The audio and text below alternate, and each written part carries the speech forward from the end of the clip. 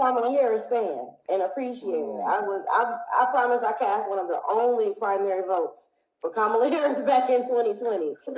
Life experience, and it was my brain fully developing and me going through some things and seeing the world for what it is. I started asking questions and getting answers, and TikTok really played a huge part of that, because even at the beginning of this year, I was still anti-Trump.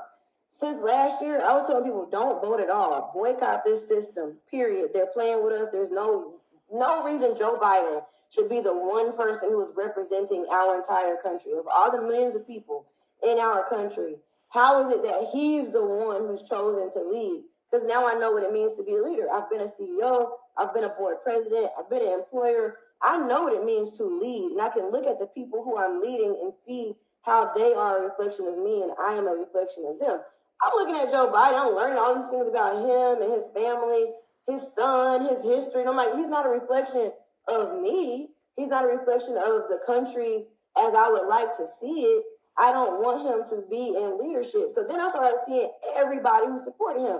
So I saw the Obamas very differently. I saw Kamala Harris very differently. I saw everybody who was upholding this established system very differently. At that point, I was just very much like, we're not voting.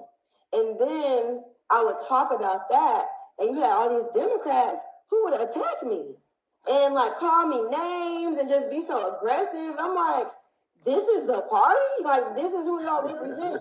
And in the same post, there would be these Trump supporters, these MAGA people who were just encouraging me to continue asking the questions. And they would be like, you on the right track, baby girl, keep going.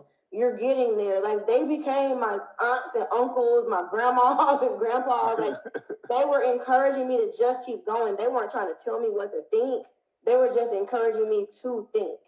And that became the difference. And I remember it was, September? I was sitting on a balcony, because at the time I was at a different condo. And I could always tell my timelines based on where I'm living at the time, because I move around so much.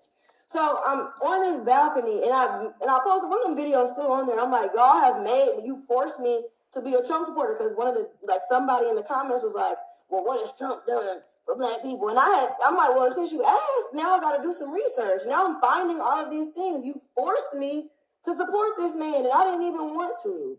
So it literally has been God that has placed me where I've been placed to say what I've been saying, because I did not want to at all. That's typically how it goes. You can ask Moses that.